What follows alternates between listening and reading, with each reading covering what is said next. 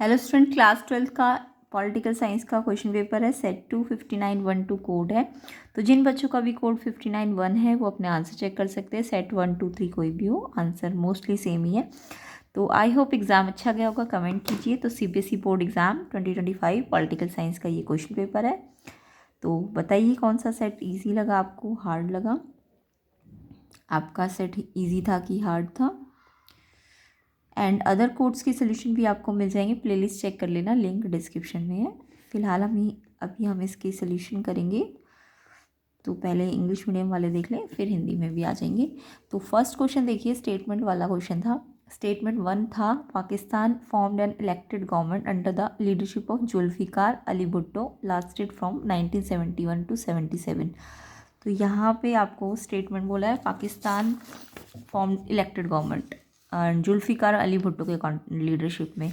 Yes, ये true है। And statement 2 की बात करें तो जुल्फिकार अली भुट्टो गवर्नमेंट रिमूव हुई थी, जनरल परवेज मुशर्रफ ने की थी उसको रिमूव। तो ये आपका स्टेटमेंट गलत है। तो फर्स्ट स्टेटमेंट आपका करेक्ट है बट सेकंड वाला इनकरेक्ट है। ठीक है, तो फर्स्ट करेक्ट है बट सेकंड इनकरेक्ट है। क्यों इनकरेक्ट है? क्योंकि जो रिमूव किया था वो जनरल परवेज मुशर्रफ ने नहीं किया था, वो किया था जनरल जिया उल हक ने। ठीक है, तो ये इन्होंने रिमूव किया था, इस कारण से ये इनकरेक्ट स्टेटमेंट है। तो second incorrect, first correct. C option इसका करेक्ट आंसर है। आई होप सबने सी ऑप्शन पे टिक किया होगा। तो फर्स्ट करेक्ट है but second incorrect, option C. ठीक है, इसका आंसर है ऑप्शन सी। किस किस बच्चे ने टिक किया है? बिल्कुल ठीक है। सेकंड क्वेश्चन पे आते हैं। Arrange the following in chronological order. Chronological मतलब पहले क्या कौन सा इवेंट हुआ, फिर उसके बाद लास्ट में कौन सा हुआ।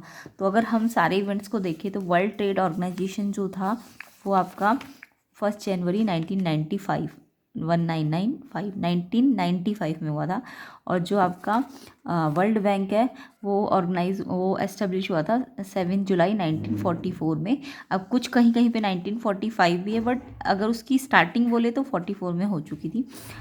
आईएई जो आपका इंटरनेशनल एटॉमिक एनर्जी एजेंसी है वो था 1957 में। एंड यूएनओ जो हुआ था 24 अक्टूबर 1945 में हुआ था। तो इस हिसाब से सबसे पहले आपका ये वाला आएगा ना, वर्ल्ड बैंक। तो पहले सेकंड वाला आएगा, फिर फोर्थ आएगा, फिर थर्ड आएगा एंड लास्ट में फर्स्ट आएगा। तो second, fourth, third, first, B option इसका करेक्ट आंसर है। ऑप्शन बी किस किस बच्चे ने टिक किया है सेकंड का बिल्कुल करेक्ट है। कमेंट करना किस किस बच्चे ने ऑप्शन बी पे टिक किया है। तो अदर कोड के सोल्यूशन भी मिल जाएंगे, प्लेलिस्ट चेक कर लेना, लिंक डिस्क्रिप्शन में है। थर्ड क्वेश्चन देखिए, institutional safeguard to minimize the negative effect of globalization on those who are economically weak are known as. तो क्या कहते थे इन ग्रुप्स को? जो इंस्टीट्यूशनल सेफगार्ड होते थे, जो नेगेटिव इफेक्ट ग्लोबलाइजेशन को कम करते थे, जो इकोनॉमिकली वीक थे उनके ऊपर से, तो इसको सोशल सेफ्टी नेट्स कहते थे। बी ऑप्शन इसका आंसर है, सोशल सेफ्टी नेट्स। थर्ड का आंसर बी ऑप्शन है। नेक्स्ट क्वेश्चन देखिए, फोर्थ, assertion है the entry and the increased role of multinational company all over the world is to a reduction in the capacity of governments to take decision on their own। तो assertion कहता है कि entry और increase role of multinational company से जो capacity government के decision लेने की वो कम हुई है। यस, करेक्ट है assertion आपका। रीज़न भी करेक्ट है। रीज़न क्या है? The state continue discharge its essential function and consciously withdraw from certain domain from which it wishes to. Yes, ये भी करेक्ट है आपका, बट ये एक्सप्लेन नहीं कर रहा है। जिस दोनों करेक्ट है, बी ऑप्शन इसका आंसर है कि जस्ट एजर्शन रीज़न करेक्ट तो है बट एक्सप्लेनेशन करेक्ट नहीं है। ऑप्शन बी इसका करेक्ट आंसर है। तो फोर्थ का ऑप्शन बी किस किस बच्चे ने किया है? बिल्कुल ठीक है। फिफ्थ देखिए, फिफ्थ में आपको बोला है मैच कीजिए and choose the correct answer from the code. पहले पूरा मैच करिए और देन ये जो 4 ऑप्शन है उसमें से मैच करना है। तो यहाँ पे आपका सबसे पहले देखो, ह्यूमन राइट की बात करते हैं, ह्यूमन राइट वॉच। तो ये एक ह्यूमन राइट वॉच, ये एक इंटरनेशनल एनजीओ है ना, ह्यूमन राइट्स एनजीओ है ये। तो फर्स्ट का तो फोर्थ आंसर है। इंटरनेशनल मॉनेटरी फंड, मॉनेटरी तो ये फाइनेंशियल इंस्टीट्यूशन है, सेकंड का थर्ड है। और वर्ल्ड हेल्थ ऑर्गेनाइजेशन ये एक एजेंसी है, तो थर्ड का सेकंड। और जनरल असेंबली ऑर्गन है यूनाइटेड नेशन का, तो ये फोर्थ का फर्स्ट। तो यहाँ पे आपका आंसर ये वाला सी ऑप्शन करेक्ट है। तो क्वेश्चन फिफ्थ में फर्स्ट का फोर्थ, सेकंड का थर्ड, थर्ड का सेकंड, फोर्थ का फर्स्ट, ऑप्शन सी फिफ्थ का आंसर है। ऑप्शन सी किस किस बच्चे ने टिक किया है, बिल्कुल ठीक है। नेक्स्ट क्वेश्चन पे आते हैं। तो हिंदी वाले भी एक बार जल्दी से डिस्कस कर लेते हैं। तो दो कथन थे। कथन 1, पाकिस्तान में जुल्फ़िकार अली भुट्टो के नेतृत्व में एक सरकार बनी जो 1971 से 77 तक कायम रही। तो यस, ये ठीक है। एंड 1977 में जनरल परवेज मुशर्रफ ने जुल्फ़िकार अली भुट्टो की सरकार को गिराया नहीं, मैंने आपको बताया ना, जिया उल हक ने गिराया था। तो ये गलत है आपका। तो यानी इसका आंसर ऑप्शन सी है, ऑप्शन सी। उसके बाद ये डेट्स मैंने आपको बताई दी है, तो इसलिए इसका ऑप्शन बी है सेकेंड का। एंड थर्ड का देखो, यहाँ पे सामाजिक सुरक्षा जाल आंसर है, बी। इसके बाद असर्शन तो ठीक है, रीज़न भी ठीक है, बट एक्सप्लेनेशन ठीक नहीं है, तो इसका भी बी ऑप्शन आंसर है। कॉलम वाले में आपको बताया था सी ऑप्शन आंसर है। आगे देखिए,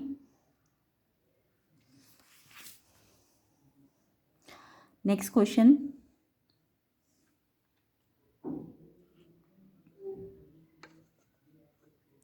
नेक्स्ट क्वेश्चन है, which of the following event made the south Asian region a sudden focus of global attention after the cold war period. तो कौन सी इवेंट थी जिसने साउथ एशियन रीजन को एक फोकस बना दिया था ग्लोबल अटेंशन का कोल्ड वॉर के बाद। तो ये था C option, India and Pakistan both became nuclear power. तो सी ऑप्शन बच्चों ने जिन जिन ने टिक किया है, बिल्कुल ठीक है आंसर। ठीक है, तो ये वाली जो इवेंट थी इसने साउथ एशियन रीजन को एक फोकस ऑफ ग्लोबल अटेंशन दिया था। तो इसका आंसर सिक्स का सी ऑप्शन है, India Pakistan both became nuclear power.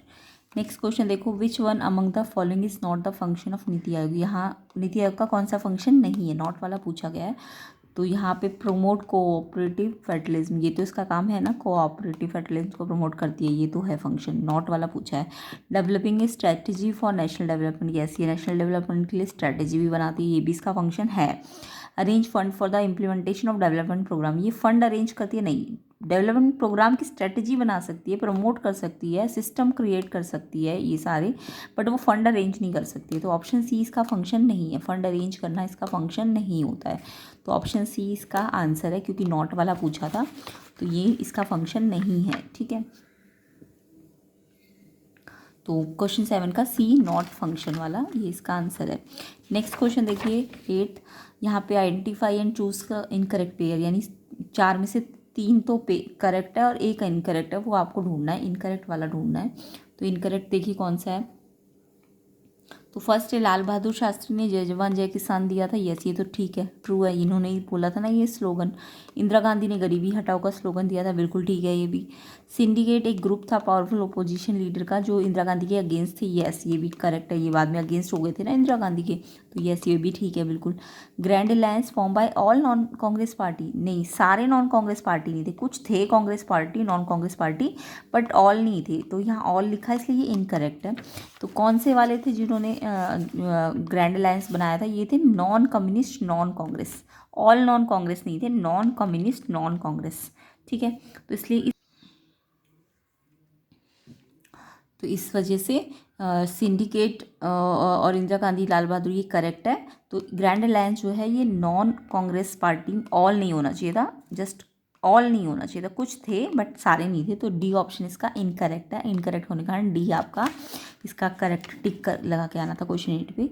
Next question देखिए 9 देखिए, which statement among the following is correct about planning ideology of left wing. Left wing की आइडियोलॉजी के लिए कौन सी स्टेटमेंट करेक्ट है।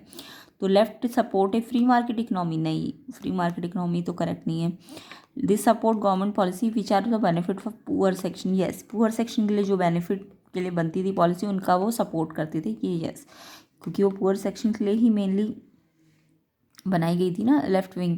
तो बी ऑप्शन इसका करेक्ट आंसर है क्वेश्चन 9 का B, they support government policy which are for the benefit of poor sections.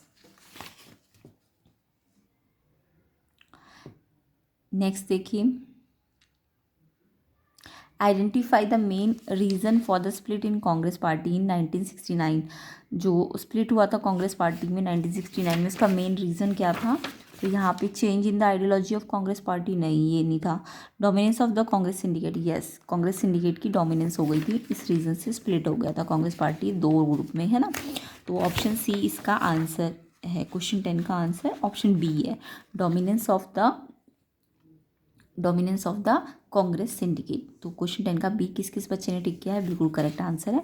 Video को शेयर ज़रूर करना, लाइक ज़रूर करना, ताकि इसका कंप्लीट सोल्यूशन भी आपको मिल जाएगा। 11 देखिए, the recommendations of Mandal commission are implemented in which one of the following year. Mandal commission की जो रिकमेंडेशन थी कौन से ईयर में इंप्लीमेंट हुई थी, तो इसका ये तो बहुत ईजी सा क्वेश्चन था 1990 में, तो बी ऑप्शन इसका आंसर है क्वेश्चन 11 का, बी 1990 में मंडल कमीशन बना था। ठीक है, नेक्स्ट क्वेश्चन देखिए, new economic policy was adopted in India under the prime ministership of dash. तो न्यू इकोनॉमिक पॉलिसी अडॉप्ट हुई थी इंडिया में किस प्राइम मिनिस्टर के टाइम पे, तो कौन सा प्राइम मिनिस्टर थे जब न्यू इकोनॉमिक पॉलिसी अडॉप्ट हुई थी, तो उस टाइम पे नरसिम्हा राव प्राइम मिनिस्टर थे। तो प्राइम मिनिस्टर बोला है ना, तो नरसिम्हा राव, और बाकी वित्त मंत्री जो थे जो फाइनेंस मिनिस्टर थे वो मनमोहन सिंह थे, बट आपको प्राइम मिनिस्टर का पूछा है तो इसलिए नरसिम्हा राव है। सी ऑप्शन इसका आंसर है क्वेश्चन 12 का। किस किस बच्चे ने ऑप्शन सी नरसिम्हा राव पे टिक किया है, बिल्कुल करेक्ट आंसर है। तो अभी थोड़ा सा हिंदी को करके फिर हम सेक्शन डी को भी अभी करेंगे, तो जल्दी से हिंदी वाले भी देख लो। तो 6 का आंसर मैंने अभी बता दिया था, किस घटना के कारण शीत युद्ध के कारण दक्षिण एशियाई क्षेत्र ने अचानक पूरे विश्व का ध्यान आकर्षित किया, भारत और पाकिस्तान दोनों का परमाणु शक्ति बनना, ऑप्शन सी। नेक्स्ट है, कौन सा कार्य नीति आयोग का नहीं है, नहीं वाला, विकास कार्यों के लिए धनराशि का प्रबंध करना, ये इसका काम नहीं है, सी ऑप्शन। गलत जोड़े कौन सा है, महागठबंधन, सभी गैर कांग्रेसी दलों का गठन, नहीं सभी नहीं होना चाहिए था इसमें, डी ऑप्शन यहाँ इनकरेक्ट है, तो ये वाला टिक लगाना था। एंड कौन सा कथन वामपंथी विचारधारा के बारे में सही है, सही है, वो गरीब लोगों के लाभ के लिए निर्मित सरकारी नीतियों का समर्थन करते हैं, बी ऑप्शन इसका आंसर सही है। नेक्स्ट है, which of the following event, अच्छा ये तो मैंने बता दिया ना। 1969 में कांग्रेस के विभाजन के मुख्य कारण की पहचान, कांग्रेस सिंडिकेट का प्रभुत्व, बी ऑप्शन है इसका आंसर। मंडल आयोग की सिफारिश को किस वर्ष लागू किया गया, 1990 में, बी ऑप्शन। भारत में नई आर्थिक नीति को किस प्रधानमंत्री के कार्यकाल में अपनाया गया, सी नरसिम्हा राव। नेक्स्ट देखिए, सेक्शन डी पे आते हैं, तो कमेंट ज़रूर करना एमसीक्यू में से आपके कितने करेक्ट हैं, 12 में से कितने करेक्ट आंसर से, ये सारे बच्चे कमेंट करेंगे।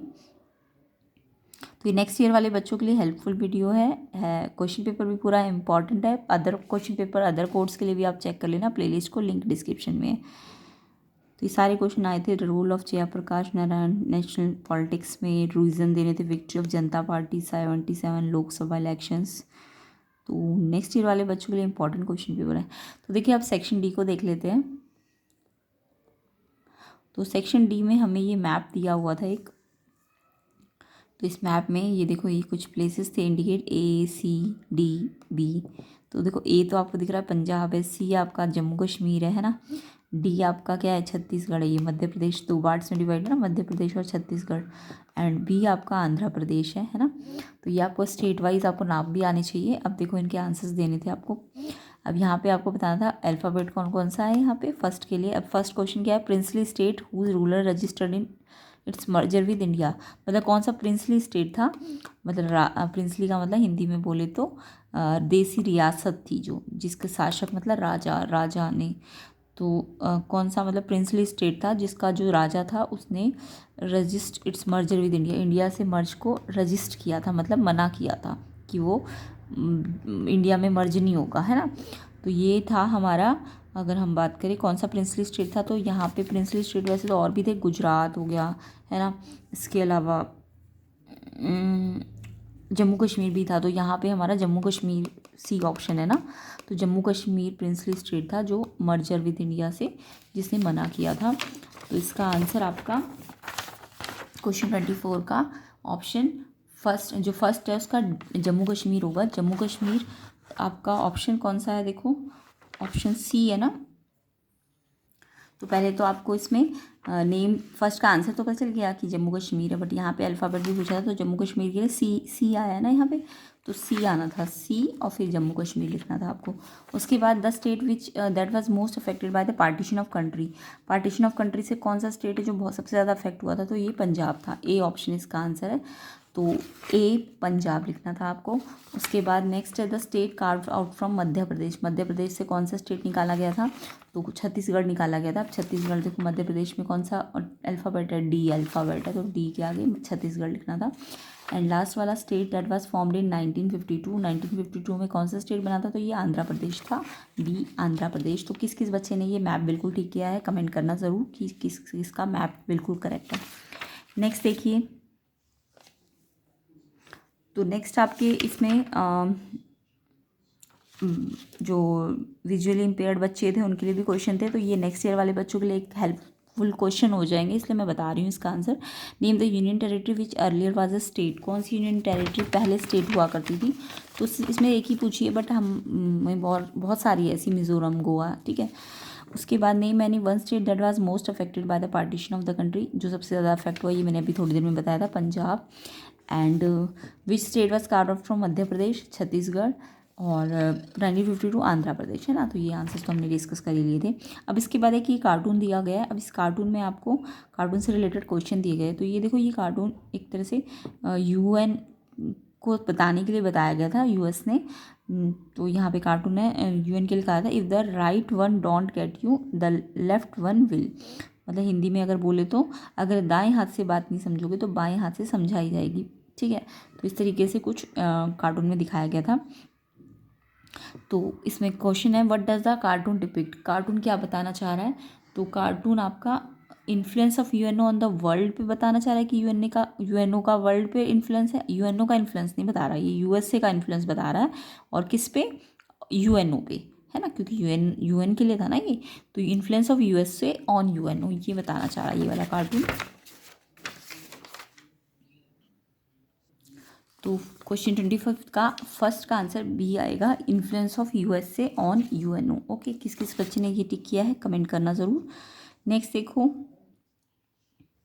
नेक्स्ट है second, if UN fail then the US can control what message is given by the cartoon. Cartoon क्या मैसेज देना चाह रहा है?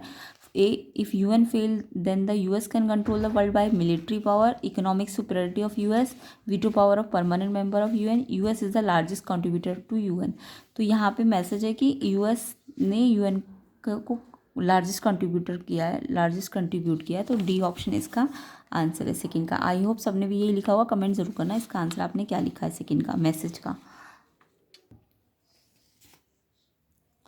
तो यहाँ पे US is the largest contributor to UN, ठीक है।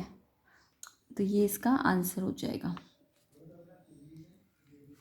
नेक्स्ट देखिए third, why this cartoon is not relevant today. आजकल ये कार्टून रेलिवेंट क्यों नहीं है? तो बी ऑप्शन है इसका आंसर, मैनी न्यू पावरफुल और इंटरनेशनल ऑर्गेनाइजेशन इमर्ज हो गई है, तो जिस कारण से ये रेलिवेंट नहीं है। बी ऑप्शन इसका आंसर होना चाहिए थर्ड का। एंड फोर्थ है, what is the primary objective of UNO. UNO का ऑब्जेक्टिव तो सबको पता है, to promote international peace and cooperation. B option इसका आंसर है, बी ऑप्शन, ठीक है। तो आई होप सबने यही लिखा होगा, कमेंट ज़रूर करना। इसके बाद ये आपके विजुअली इम्पेयर्ड के लिए, तो ये आपके नॉलेज के लिए या नेक्स्ट ईयर वाले बच्चों के लिए। एक तो लीग ऑफ नेशन का क्या फॉर्मेशन का रीज़न क्या था? तो जो after world war peace establish करना है ना, तो ये सब इसके लीग ऑफ नेशन के रीज़न थे। तो और भी आप अच्छी तरह से इसे याद कर लेना। Write full form of UNESCO. UNESCO की full form United Nation Educational Scientific and Cultural organisation.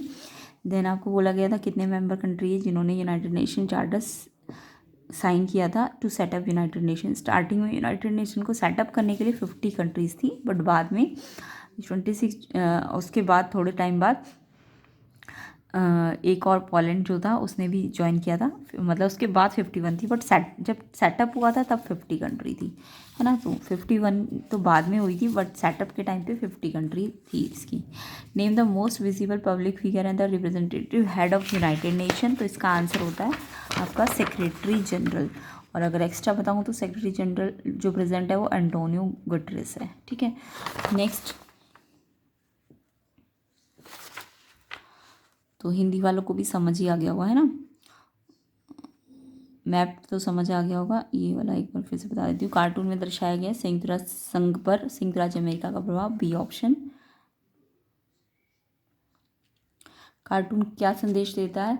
इसका आंसर है संयुक्त राष्ट्र में अमेरिका का योगदान है। और थर्ड का कार्टून प्रासंगिक क्यों नहीं है, नए शक्तिशाली अंतर्राष्ट्रीय संगठन उभर गए हैं।